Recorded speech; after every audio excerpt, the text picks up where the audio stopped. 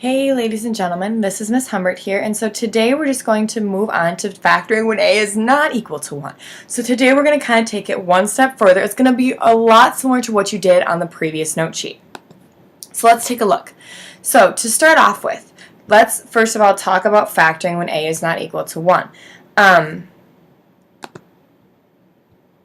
You can go ahead and ignore the review on the top. If you want to try it, you can, but we reviewed factoring by grouping yesterday. If you want to review it somewhere on your own, you can do 1 and 2, otherwise don't worry about them. Alright, so next let's take a look at just factoring when a is not equal to 1. So first of all, we talked about the general form of quadratic, ax squared plus bx plus c. Now when the leading coefficient is not equal to 1, we have to remember to multiply when we set up our x. Alright, so we're going to take a look at that. You want to write this down before you move forward. So here are kind of your steps. First, you want to check for the GCF. So next, after you check for GCF, and if there is one, be sure to factor it out.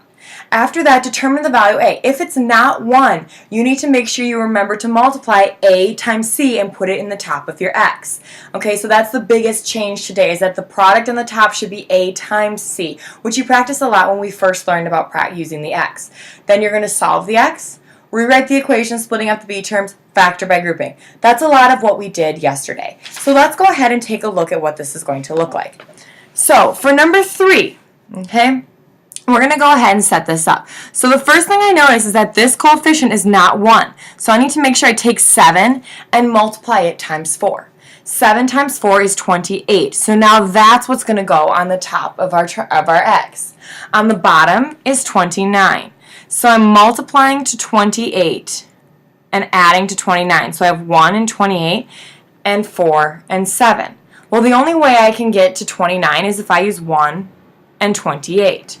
So now I know that that's what I need to split this middle term up as. So now I'm going to write this equation out the exact same way.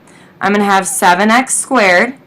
And now instead of writing 29, I'm going to write 1x plus 28x. Remember, that's still 29 when you add those two together, but we're not going to. We want to have 4 terms so that we can factor by grouping. So now we're going to go ahead and factor by grouping. So between 7x squared and x, 1x, we can take out an x, and then we're left with 7x plus 1. Between 28 and 4, we can take out a 4. So again, dividing each of those terms by 4, and I'm left with 7x plus 1. So now 7x plus 1, 7x plus 1. So I notice that my leftovers are matching, so I can go ahead and factor them out. Okay, so once I pull those out, I'm left with x plus 4. Okay, so your final answer for this one is 7x plus 1 times x plus 4. So again, just using that factoring by grouping. Next, taking a look at this next one, 10x squared minus 43x plus 28. Unfortunately, despite those being really big numbers, I can't take out a GCF. So I'm going to multiply to 280 and add to negative 43. Well, I don't know about you, but I don't immediately know everything that multiplies to 280. So I'm going to make a list. 280. So I have 1 and 280.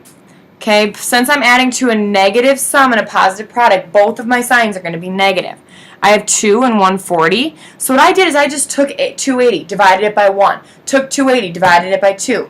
Took 280, divided by 3. Well, that wasn't a whole number, so that doesn't work. Then 280 divided by 4 gives you 70. So 4 and 70 are 280.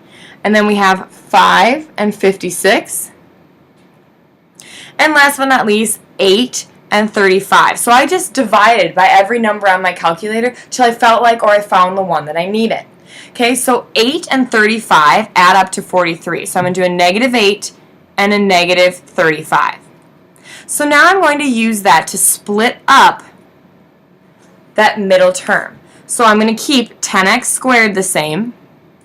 Instead of writing 43x, I'm going to write negative 8x minus 35x plus 28. And now I need to factor by grouping.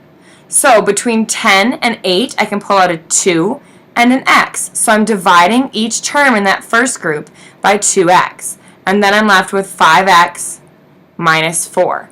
I can take a negative out of the middle, And then between 35 and 28, I can take out a 7. So I'm dividing each of these terms by a negative 7. And then I'm left with 5x minus 4. So if we check, you notice that our leftovers here are matching. So that means that we can pull them into one group. So I'm going to factor those out. And once I pull those on out of there, I'm going to write what's left over, which is 2x minus 7. Now remember, if you're not sure if you did that correctly, you can always go back and use the box method to multiply those together. Okay, so next, let's take a look at number 5. So for number 5, remember your first step is to factor out a GCF. So I noticed that 3, 24, and 45 are all divisible by 3. So I am going to factor out a 3. Now I call the GCF kind of like your little sister. You go to the mall, you have to bring your little sister with you. You can ignore your little sister while you're there, but ultimately when you leave the mall, you should have your little sister with you. So that's what we're going to do. I'm going to divide out that 3. And then, oops, I'm dividing that out, Miss Humbert. So that should be 8x. 8x plus 15. So now what I'm going to do is I'm going to ignore this 3 for right now, and I'm just going to focus on this in terms of factoring. So we're multiplying to 15 and adding to 8. So things that multiply to 15, 1 and 15, 3 and 5. Well, 3 and 5 give me 8. Since I factored out that GCF, I can notice that my coefficient is equal to 1. So I'm going to go ahead and I'm going to split up that middle term, and I'm going to factor it by grouping. So make my groups. Between x squared and 3x, I can take out an x, and I'm left with x plus 3. And then between 5 and 15, I can divide out a 5. And then I'm left with x plus 3. So I notice that my leftovers are matching, so I can factor those out. And then I'm going to write what's left over after that. The biggest thing here, though, is that you don't forget your little sister at the mall. You need to make sure that you bring that GCF down and that it's multiplied on the outside of your quadratic. Okay, so that x plus 3 times x plus 5 would be wrong if you forgot that GCF of 3. Okay, so I'm going to go ahead and erase this so I have some more room for number 6.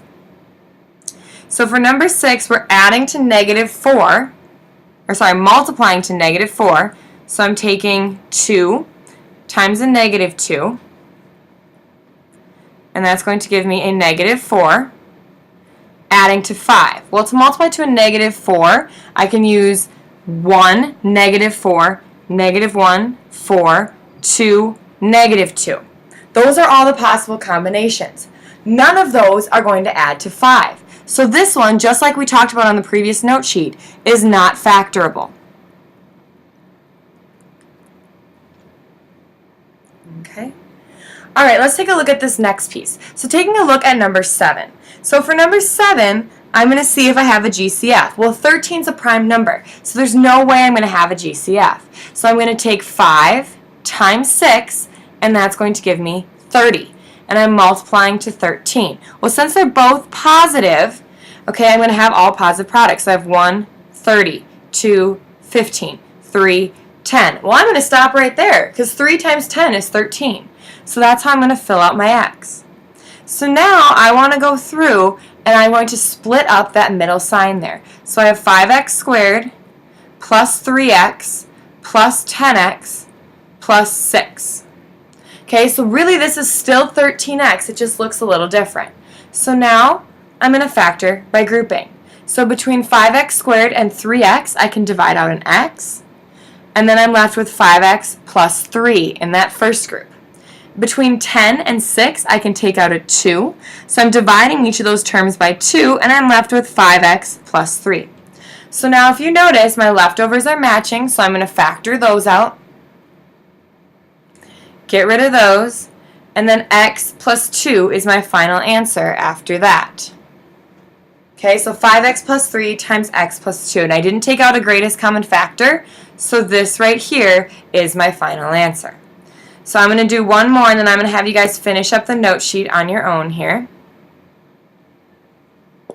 Alright, so let's take a look at number 8. So for number 8, we want to set up our x. We're going to take 4 times 7, which is 28. And then we're going to add to a negative 1. So things that multiply to 28, we need both our signs to be negative because our product is positive and our sum is negative. So here are the things that add to 21. Okay, none of those are going to equal negative 1. So this is NF, not factorable. Okay, last but not least, let's take a look at numbers 9 and 10. Biggest thing with numbers 9 and 10 is I want you to make sure you take out a GCF. So for number 9, you can take a 2 out of each term. So you're dividing each term by 2. And then you're left with 3x squared plus 11x minus 8. So when you go to set up your x, you can just focus on this portion. In fact, I'll get that x set up for you. Oops, this should be a negative 4. You're going to be multiplying to negative 12 and adding to 11. So just focus on the quadratic when you're factoring, then make sure your little sister makes it to the bottom once you're done. For number 10, you can take out a GCF. I want you to think about what that GCF is going to be. Once you're finished, please make sure you hop on Schoology and take that note quiz. Thanks for listening.